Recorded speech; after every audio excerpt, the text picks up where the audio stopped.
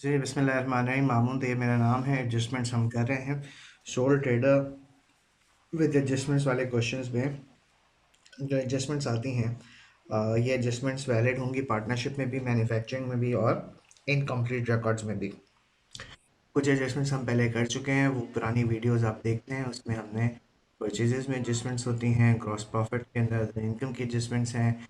उसी की side line पर हमने decrease in allowance of edits की एडजस्टमेंट पढ़ी। फिर हमने ये पढ़ा कि लोन के ऊपर जो एडजस्टमेंट्स हैं और लोन इंटरेस्ट ऑन लोन की जो 4 केसेस हैं वो करें। तो वो वीडियोस आप देख लीजिएगा। अब हम आगे आ रहे हैं अलाउंस फॉर बैड डेट्स की एडजस्टमेंट्स पर, जो कि काफ़ी हद तक काफ़ी ज़्यादा केसेस हैं। तो हम केसेस देखना शुरू करें। सिंपल केस नंबर 1, ये समझ में उसको आएगा जिसने बैड डेट्स का चैप्टर पढ़ा हुआ है। ठीक है जी। ओके, एक ट्रायल बैलेंस है, इजी बात है। 31 दिसंबर का है जी, 2009। ठीक हो गया। और अल्लाह भला करे, उसमें 2 कॉलम हैं, एक डेबिट और एक क्रेडिट। और उसमें लिखा हुआ है account receivable. Account receivable, trade receivable, debtors, ये सब चलता है। ठीक है जी। पुराने नए वक्तों के पेपर्स में आप देखेंगे, पुराने वक्त में कुछ कहते थे, आप कुछ कहते हैं, वो मेरा इशू नहीं है। मेरा इशू ये है कि रिसीवेबल्स हैं, ये वो लोग हैं जिनसे हमने पैसे लेने हैं, और वो हैं 68,000 मिसाल के। और कुछ गिवन नहीं है, सिंपल केस। ठीक है जी, कुछ भी गिवन नहीं है। एडिशनल इंफॉर्मेशन आपके पास आ, एडिशनल इंफॉर्मेशन में आपको क्या कह रहा है? एडिशनल इंफॉर्मेशन में कह रहा है an allowance for bad debts is to be maintained at 410। ये एडिशनल इंफॉर्मेशन में कह रहा है। ठीक। अब क्या होगा, जब आप इनकम स्टेटमेंट बनाएंगे, तो इनकम स्टेटमेंट में आप जहाँ पे ग्रॉस प्रॉफिट आपने निकाल दिया होगा, लेस करेंगे एक्सपेंसेस, और उन एक्सपेंसेस में आप लिखेंगे increase in allowance for bad dates. और वो कितना है? 410। हमेशा याद रखें, increase in expense, allowance for bad dates आपका एक्सपेंस होता है। ठीक है, और बस खत्म। स्टेटमेंट ऑफ फाइनेंशियल पोजीशन में आप लिखेंगे अकाउंट रिसीवेबल, कहाँ? करंट एसेट्स के सेक्शन में। और अकाउंट रिसीवेबल में 68,000 लिखेंगे और माइनस कर देंगे 410। ठीक है। तो 68,000 में से अगर हम 410 माइनस कर दें, तो हमारे पास कितना आ जाता है? 6759। 6759। मिसाल के तौर पे मैंने वैल्यूज इसलिए डाली ताकि आसानी से समझ में। केस नंबर 1 बन गया जो ईजीएस्ट केस था ये। ठीक है जी, कि आपको सिर्फ अकाउंट रिसीवेबल गिवन है और बिगनिंग अलाउंस का, इसकी अगर मैं आपको समझाऊं, तो आपका जो beginning allowance for bad debts है वो कितना गिवन है? 0। और जो आपका ending allowance for bad debts है वो कितना गिवन है? वो गिवन है 410। तो इंक्रीज कितने से हो रहा है? 410 से। तो यही आपका एक्सपेंस हो जाएगा। अगर मैं टी अकाउंट बनाऊं, तो अलाउंस फॉर बैड डेट्स का बिगनिंग बैलेंस जो है वो कितना है? कुछ भी नहीं है। इंक्रीज कितने से हो रहा है? 410 से। कैरी डाउन कितना है? 410। ठीक है जी। ये जो 410 है ये एक्सपेंस में चला गया, और ये जो 410 है ये स्टेटमेंट ऑफ फाइनेंशियल पोजीशन में चला गया। ये सब बातें आपकी खोपड़ी आपको समझ में उस वक्त आएंगी जब आपने बैड डेट्स का चैप्टर पढ़ा। ठीक है। ये केस नंबर 1 बन गया। केस नंबर 1 बन गया when only account receivable is given and beginning allowance is 0। ठीक है। Page number 8। केस नंबर 2 की तरफ आते हैं। केस नंबर 2 की तरफ आते हैं। ट्रायल बैलेंस हमारे पास गिवन है, पेज नंबर 9। एक डेबिट कॉलम है, एक क्रेडिट कॉलम है। आपके पास अकाउंट रिसीवेबल ट्रायल बैलेंस में गिवन है 68,000। ठीक है। और अलाउंस फॉर बैड डेट्स का एक बैलेंस गिवन है। अलाउंस फॉर बैड डेट्स का एक बैलेंस गिवन है, और वो कितना गिवन है? 700। ठीक है। ओके। अब और आपको ये कह रहा है एडिशनल इंफॉर्मेशन में एडिशनल इंफॉर्मेशन में आपको ये कह रहा है an allowance for bad debts is to be maintained at the rate of at the rate of नहीं at 809. अब आप क्या करेंगे? अब आपने इनकम स्टेटमेंट बनाया और उसमें लिखा ग्रॉस प्रॉफिट, लेस कर दिया expenses, increase in allowance for bad debt. अब अलाउंस फॉर बैड डेट्स का इंक्रीज कितने से हो रहा है? 810 तक मेंटेन करना है. बिगनिंग में 700 था, तो इंक्रीज कितने से हो रहा है? 110 से. ये आपका एक्सपेंस है. और स्टेटमेंट ऑफ फाइनेंशियल पोजीशन में आप क्या करेंगे? करंट एसेट्स के सेक्शन में आपने अकाउंट रिसीवेबल लिखा 68,000 और माइनस कर दिया 810, तो 68,000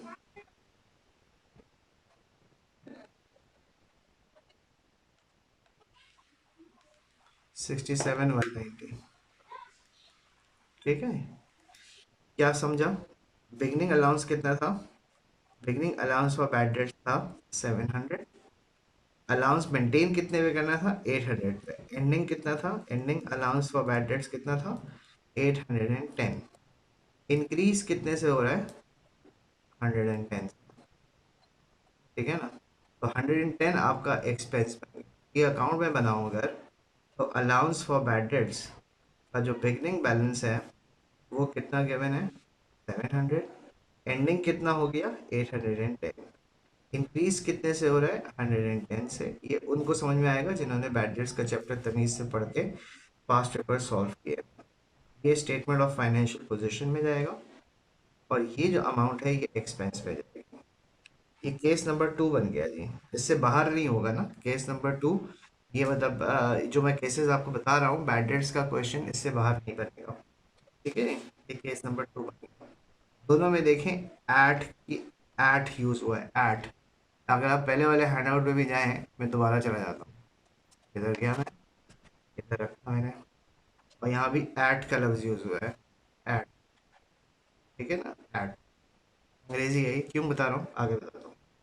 9 के बाद हम 10वें पेज पे आ गए, पेज नंबर 10 पे. एक केस नंबर 3 बन गया बैड एंड डाउटफुल डेट्स का. ठीक हो गया. ट्रायल बैलेंस गिवन है. एक डेबिट साइड है, एक क्रेडिट साइड है. एक है अकाउंट रिसीवेबल. कितनी है? अकाउंट रिसीवेबल है 68,000. और अलाउंस फॉर बैड डेट्स आपके पास कितना गिवन है? 700. ठीक है. एडिशनल इंफॉर्मेशन में आपके पास क्वेश्चन में ये कह रहा है an allowance for bad debts is to be increased by 110. By का अंग्रेजी है बाय. रिकॉर्ड भी हो रहा है बाय. ठीक है जी. अब ये 110. अब आप जब इनकम स्टेटमेंट बनाएंगे उसमें ग्रॉस प्रॉफिट में लेस एक्सपेंसेस जब करेंगे तो उन एक्सपेंसेस में जब आप लिखेंगे increase in allowance for bad dates, allowance for bad dates वो कितना लिखेंगे? 110, क्योंकि इंक्रीज कितने से हो रहा है? 110 से. जब आप स्टेटमेंट ऑफ फाइनेंशियल पोजीशन बनाएंगे उसमें जब आप अकाउंट रिसीवेबल लिखेंगे 68,000 माइनस कितना करेंगे? 810. ठीक है जी. और जब 810 माइनस करेंगे तो आपके पास कितना आ जाएगा? 67,190. वही वाला केस हो गया जो केस नंबर 2 में था, लेकिन अंग्रेजी अंग्रेजी देखें. ऐड और बाय से और तक का गेम है ये. इतने से इंक्रीज कर दो, इतने तक इंक्रीज कर दो. ठीक है ना? उसमें आपको 810 गिवन थी, 110 मिसिंग था. इसमें 110 गिवन है, 810 मिसिंग है. तो ये आपको जब चैप्टर आता होगा ना वही हो सकता है. ठीक है ना? ओके, अब वो समझाता हूँ आपको जी। बिगनिंग बैलेंस कितना है? Beginning allowance for bad debts है 700। इंक्रीज इन, अच्छा एंडिंग कितना है पता नहीं है, एंडिंग आपको पता नहीं है, लेकिन आपको ये पता है कि इंक्रीज हो रहा है 110 से। इंक्रीज अगर 110 से हो रहा है, increase in allowance for bad debt, तो जाहिर है अगर 700 था बिगनिंग में और एंडिंग में 110 से इंक्रीज हो रहा है, तो ये कितना आ जाएगा? 700 प्लस 110 कर टू 810। फिर आपने ये अलाउंस का अकाउंट खोला, अलाउंस फॉर बैड डेट्स, और इस अलाउंस फॉर बैड डेट्स के अंदर आपने बिगनिंग बैलेंस डाला 700, इंक्रीज कितने से हो रहा था? 110 से, so as to arrive at the carry down value of 810 to be considered as a deduction in the statement of financial position, and this to be considered as an expense in the income statement. ठीक हो गया? Agreed? ये case number 3 बन गया। ठीक है जी। Okay,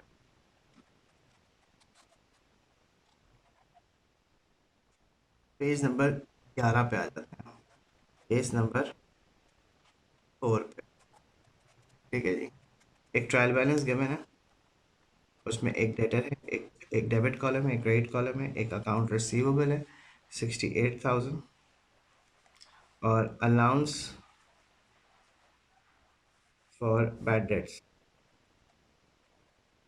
और वो गिवन है 700। ठीक है जी। एडिशनल इंफॉर्मेशन में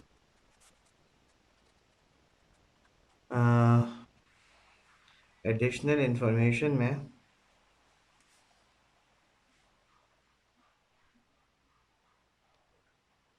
एडिशनल इंफॉर्मेशन में आपको क्या कह रहा है कि an allowance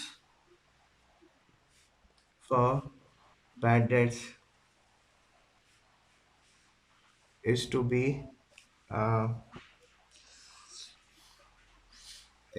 is to be maintained at 810, हमने कर लिया था ना? is to be is to be increased to 810, ये भी अंग्रेजी होती है। ठीक है जी। अगर 810 तक इंक्रीज कर दे, increase to 810, is to be increased to 810, to, ठीक है, टू हो रहा है जी। ठीक है जी। तो इसका मतलब ये है कि ये वही केस बन जाएगा एज, केस नंबर कौन सा था वो, करके कर ही लेते हैं, एज वेज छोड़ देते हैं, आप फिर बाद में कंफ्यूज होंगे। जब हम इसमें इनकम स्टेटमेंट बनाएंगे तो हम लिखेंगे जीपी, जो हमारे पास नहीं है, तो इसमें इस वक्त लेस एक्सपेंसेस, और एक्सपेंसेस में हम लिखेंगे increase in allowance for bad dates, increase in allowance for bad dates. ये कह रहे हैं टू, यानी 810 तक लेके आना है, तो 700 माइनस 810 आपका एक्सपेंस हो जाएगा 110, और उसके बाद फिर जब आप स्टेटमेंट ऑफ फाइनेंशियल पोजीशन बनाएंगे तो उसमें आप करंट एसेट्स के अंदर, अकाउंट रिसीवेबल के अंदर 68,000 में से माइनस कर देंगे 810, तो ये आपके पास आ जाएगा 6719।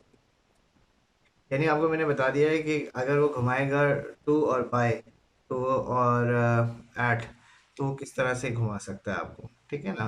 ये बहुत बेसिक वर्जन है, अभी मुश्किल वाली एडजस्टमेंट्स तो इसमें आई नहीं।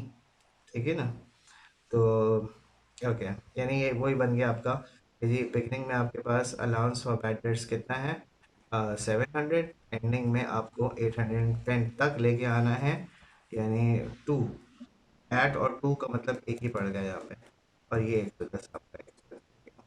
ठीक है, ये स्टेटमेंट ऑफ फाइनेंस। ठीक है। जब भी आप बैड एंड डाउटफुल डेट्स के एडजस्टमेंट में फंस जाए ना, आपको किसी सोशल मीडिया ग्रुप पे क्वेश्चन डाल के इंतज़ार नहीं करना चाहिए जवाब का, या टीचर को व्हाट्सएप करके वेट ना करें कि जी वो जवाब देंगे, उनके बाद इतना टाइम वाइम कोई नहीं होता। ठीक है जी, तो हर एक के जवाब देते रहे। ठीक है ना? तो आपको क्या करना चाहिए, इन पेजेस पे जाना चाहिए, आपको इनका जवाब देना। बोलिए। ठीक है, ये पेज नंबर 11 था। अब हम आते हैं थोड़ी और ज़रा भारी चीज़ों, एड डेट्स का ही एडजस्टमेंट चल रही है। Page number 12। केस नंबर 4 के बाद 5, ठीक है जी। एक ट्रायल बैलेंस गिवन है, debtor debit balance, credit balance, account receivable है 68,000, ठीक है जी। अलाउंस फॉर बैड डेट्स आपके पास गिवन है 1600, ठीक है जी। एडिशनल और बैड डेट्स गिवन है, बैड डेट्स गिवन है 480। और एडिशनल इंफॉर्मेशन में आपको क्या कह रहा है, एडिशनल इंफॉर्मेशन में आपको कह रहा है एन अलाउंस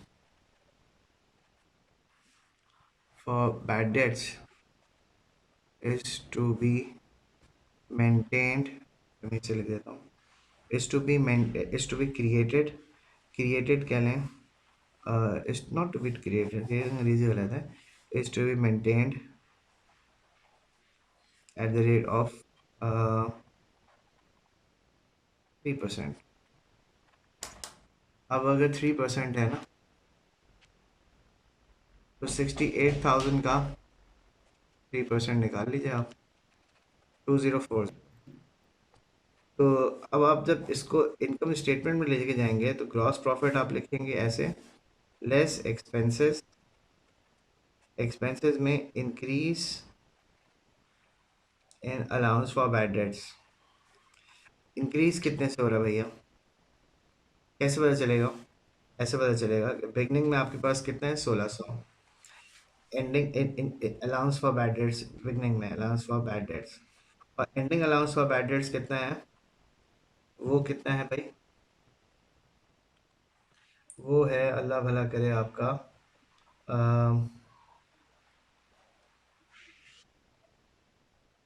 क्या कहते हैं, एंडिंग में कितना है जी, 68,000 का 3%, वो कितना आ गया, 68,000 का 3%, 2040।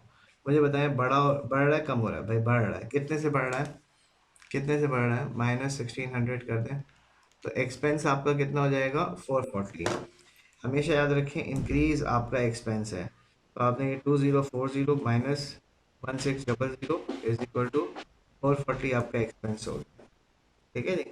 और जब आप स्टेटमेंट ऑफ फाइनेंशियल पोजीशन में जाएंगे तो आप करंट एसेट्स में अंडर में अकाउंट रिसीवेबल में 68,000 में से माइनस करेंगे 2040, ठीक है ना। यानी बिगनिंग में आपके पास कितना बैलेंस है 1500, इंक्रीज कितने से हो रहा है 440 से, और एंडिंग कितना हो रहा है 2040। ये स्टेटमेंट ऑफ फाइनेंशियल पोजीशन में जाएगा, current lab deduction as from trade receivables, और ये अलाउंस फॉर बैड। क्या सीखा कि जो बैड डेट्स क्वेश्चन में ट्रायल बैलेंस के अंदर गिवन है उसको क्या करेंगे, इग्नोर कर देंगे आप, छोड़ दें उसका कोई, वो तो एक्सपेंस है जाहिर है भाई, बैड डेट्स तो एक्सपेंस है ना, ये तो मुझे बताने की ज़रूरत नहीं, अगर ये बताने की ज़रूरत है आपको तो फिर तो आपने बहुत ही अभी तक जो है अपनी तैयारी सही नहीं है। बैड डेट्स तो हमारा एक्सपेंस है ही, लेकिन हमें तो इंक्रीज की ट्रीटमेंट करनी है, तो वो हमने सीख लिया। ठीक हो गया जी, ओके। अब ये था कि ये तो हो गया, ऐसे हो गया, ठीक है जी। 13 नंबर पेज पे आ जाए, 13 नंबर, केस नंबर 6, ठीक है जी। ट्राई बैलेंस गिवन है डेबिट और क्रेडिट, ठीक है जी। और अकाउंट रिसीवेबल है 68,000, और 68,000 है allowance for bad dates, mobile को हाथ नहीं लगाना, अलाउंस फॉर बैड डेट्स आपका कितना गिवन है, बिगनिंग बैलेंस 1000, नहीं 1000 नहीं करें, इसको करेंगे हम, अगर ये इसको कर दे आप 3200, 3200 है जी। और बैड डेट्स आपको गिवन है ट्रायल बैलेंस के अंदर कितना, 480।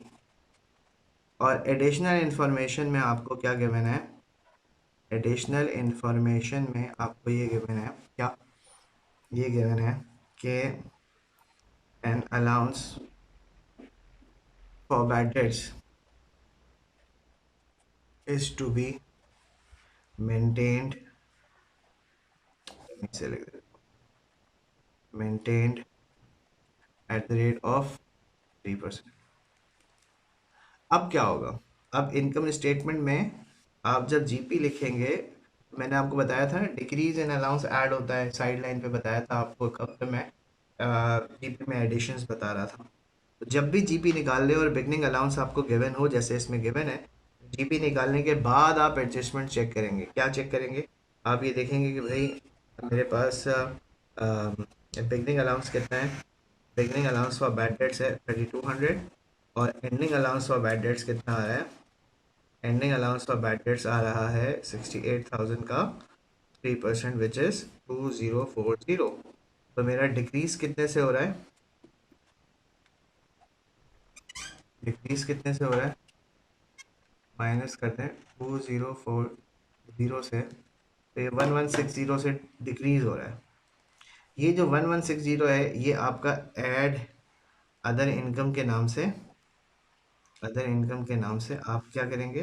डिक्रीज गोला कहता है, डिक्रीज लिखना ज़रूरी है। Decrease in allowance for bad dates पूरा लिखेंगे आप, मैं ऐसे लिख रहा हूँ 1160, और फिर लेस एक्सपेंसेस, और उन एक्सपेंसेस में बैड डेट्स, और बैड डेट्स कितने हैं? 480। ठीक है जी। और स्टेटमेंट ऑफ फाइनेंशियल पोजीशन में क्या करेंगे? आप करंट एसेट्स लिखेंगे, उसमें अकाउंट रिसीवेबल, और अकाउंट रिसीवेबल कितने हैं? 68,000, और उसमें से माइनस कितना करेंगे? 2040। ठीक है जी। क्यों? क्यों? इसलिए कि ये अलाउंस फॉर बैड डेट्स का अकाउंट है। इसका बिगनिंग बैलेंस है 3200, एंडिंग बैलेंस है 2040, यानी इसका ये, और डिक्रीज हो रहा है कितने से? 1160 से। ठीक है जी। तो ये 3200 और ये 3200 आ गया। ठीक है। ये स्टेटमेंट ऑफ फाइनेंशियल पोजीशन में गया, और ये आपकी जीपी में ऐड हो गया। ठीक है जी। बैड डेट्स अगर ट्रायल बैलेंस के अंदर है तो एक्सपेंसेस में जाएगा, डेटर्स में से माइनस नहीं होगा क्योंकि ट्रायल बैलेंस के अंदर है, और इसका मतलब है ऑलरेडी वेट हो चुका है। पेज नंबर 13 पे आइए। केस नंबर 7 पे आ जाते हैं हम, और पेज नंबर 14 है ये। केस नंबर 7, एक ट्रायल बैलेंस आपको गिवन होगा, एक डेबिट कॉलम, एक ट्रायल बैलेंस और एक क्रेडिट कॉलम। एक अकाउंट रिसीवेबल गिवन है 68,000, और एक allowance for bad dates given है, और अलाउंस फॉर बैड डेट्स का बिगनिंग बैलेंस गिवन है जी 32 700, 700। ये मैं पुराने केस पे वापस जा रहा हूँ थोड़ा, एक चीज़ बताना भूल गया था, मैं एक केस बना के बता रहा हूँ। एडिशनल इंफॉर्मेशन में आपको गिवन है, एडिशनल इंफॉर्मेशन में आपको गिवन है an allowance for bad debts is to be maintained at 610, say for example। इसका क्या मतलब?